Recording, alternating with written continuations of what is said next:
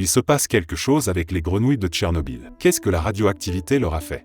Nous l'expliquons dans cette vidéo, alors reste absolument jusqu'à la fin pour ne pas manquer les incroyables images originales. Et si tu l'apprécies, je me réjouis d'un pouce vers le haut et d'un commentaire, car cela permettra à l'algorithme de YouTube de montrer cette vidéo à davantage de personnes qui pourront ainsi en apprendre davantage. Merci beaucoup et bienvenue à tous.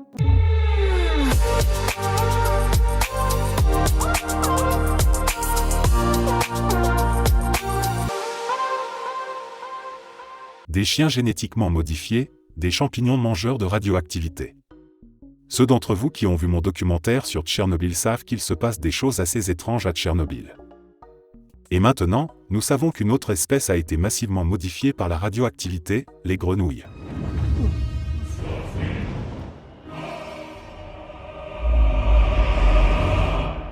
Bouh. Oui, tu as bien entendu, ces petites créatures vertes qui coassent ont elles aussi été victimes des radiations massives et ont changé. Une grenouille modifiée par la radioactivité, j'ai demandé à l'IA de l'illustrer, et voilà le résultat. N'hésite pas à me dire dans les commentaires comment nous devrions appeler cette espèce de grenouille. Je pense que nous avons besoin d'un nom approprié pour une telle grenouille de l'horreur de Tchernobyl. Je suis impatient de connaître vos propositions. Ce serait plutôt cool si les grenouilles de Tchernobyl ressemblaient vraiment à ça, mais elles n'ont malheureusement pas muté en monstres nucléaires gigantesques et effrayants, leurs changements vont dans une toute autre direction. En fait, il s'agit des grenouilles arboricoles. Elles ont été analysées par des scientifiques pendant des années. Le chercheur impliqué Gennady Milinevski dit: notre étude fournit le premier exemple montrant que les animaux sauvages qui vivent dans un environnement avec des niveaux de radiation élevés après une catastrophe nucléaire présentent des changements de pigmentation liés à une tolérance accrue aux radiations. Comment peut-on concrètement s'imaginer cela? Voici comment, à droite, nous voyons une grenouille arboricole verte normale et à gauche, la variante de Tchernobyl. Les grenouilles arboricoles de Tchernobyl ont perdu leur couleur verte au fil du temps et possèdent maintenant parfois une coloration complètement noire. Qu'est-ce qui se passe? Les chercheurs ont découvert que les grenouilles arboricoles vivant à proximité de zones historiquement très exposées aux radiations dans la région de Tchernobyl ont une pigmentation plus foncée que les grenouilles de la même région vivant dans des endroits à faible exposition aux radiations. L'explication est donc évidemment liée à la radioactivité. En fait, la coloration plus foncée est causée par la production accrue de mélanine, un pigment qui provoque des couleurs foncées chez de nombreux organismes, y compris les humains et les animaux. En effet, la mélanine n'a pas seulement la capacité pratique de nous protéger des coups de soleil gênants, mais aussi, accessoirement, d'absorber l'énergie rayonnante et de neutraliser les molécules ionisées, ce qui réduit le risque de dommages cellulaires et augmente les chances de survie dans des régions aussi extrêmes que Tchernobyl. Les grenouilles à la pigmentation plus foncée de Tchernobyl, certains les appellent déjà frog of color, sont protégées contre les effets nocifs des radiations et sont plus à même de survivre et de se reproduire.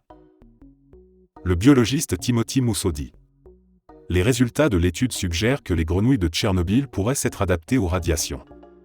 Si c'est le cas, c'est un bon exemple qui montre qu'il existe dans la nature des possibilités d'adaptation pour réagir aux facteurs de stress environnementaux. Avant de te raconter comment cela fonctionne exactement, un petit mot pour te dire que tu peux m'aider énormément en levant ton pouce pour la vidéo. Donc si tu veux me faire vraiment rayonner et récompenser l'effort, je serai ravi de recevoir ton like pour la vidéo. Alors comment ça marche exactement?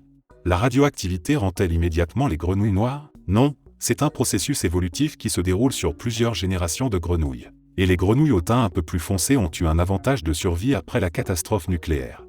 Ici, nous voyons que les grenouilles arboricoles de Tchernobyl ne sont pas toutes noires de la même façon. C'est une sorte de spectre de couleur de peau de grenouille arboricole, et lorsque la radioactivité a augmenté dans la région, les grenouilles arboricoles avec un peu plus de mélanine ont statistiquement survécu un peu plus souvent que les grenouilles arboricoles avec moins de mélanine. Les grenouilles plus foncées ont mieux supporté la radioactivité, ont donc vécu plus longtemps et ont donc pu se reproduire avec plus de succès. Survival of the fittest. L'évolution fonctionne toujours ainsi, ceux qui sont les mieux adaptés à une évolution peuvent se reproduire avec plus de succès, ce qui fait que leurs gènes dominent davantage les générations futures. Supposons que les gens qui mettent de l'ananas sur la pizza ont moins de chances de se reproduire, donc le problème de la pizza hawaïenne sera résolu en quelques générations. D'ailleurs, c'est juste une blague. Il ne faudrait pas que les fanatiques de la pizza hawaïenne veuillent un jour se venger et me lapider avec de l'ananas. Mais bien sûr, l'existence de grenouilles ne consiste pas seulement à résister aux radiations radioactives. Il faut aussi se protéger des prédateurs, trouver une jolie grenouille, s'occuper des enfants, commencer un travail de 9 à 5 et passer le reste de sa vie dans un bureau en open space. Alors là, je n'aimerais pas être une grenouille. L'impact de l'évolution des couleurs noires sur tous les autres aspects de la vie des grenouilles est encore à l'étude. Par exemple, il est possible que les grenouilles noires ne soient plus aussi bien protégées contre les oiseaux qui veulent les manger. La couleur verte de la plupart des espèces de grenouilles a en effet un sens, car elle leur permet de mieux se camoufler dans les zones marécageuses.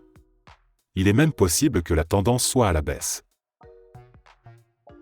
Maintenant que les radiations diminuent et que les grenouilles vertes peuvent à nouveau se reproduire plus efficacement. Malheureusement, les chercheurs ont dû interrompre leurs recherches sur les grenouilles pour le moment à cause de la guerre en Ukraine. Ils écrivent « Nous espérons que la guerre en Ukraine sera bientôt terminée et que la communauté scientifique internationale pourra revenir pour étudier les écosystèmes fascinants de Tchernobyl. Je trouve super fascinant que différentes espèces aient développé différentes stratégies pour résister à la radioactivité. Par exemple, il y a le champignon radioactif appelé Cryptococcus neoformans, qui pousse dans les environs de Tchernobyl et qui a muté à cause des radiations.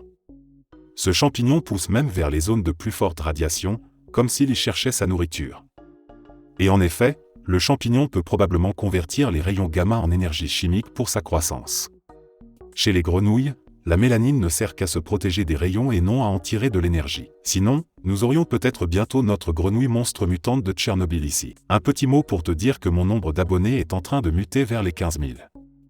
Si cette vidéo vous a été proposée, mais que vous n'êtes pas encore abonné ou que vous connaissez des amis et des parents passionnés de science, je serais très heureux si vous m'aidiez à atteindre les 15 000 grenouilles ou abonnements. Merci à tous. Restons aux accidents soviétiques. Il y en a eu beaucoup, pas seulement à Tchernobyl. Beaucoup ont eu lieu dans l'espace. Et un cas est particulièrement incroyable, un cosmonaute soviétique est tombé de l'espace sur la Terre et est mort de manière tragique. Comment cela a pu se produire et des images originales incroyables, tout cela est disponible dans la vidéo affichée, n'hésite pas à la regarder.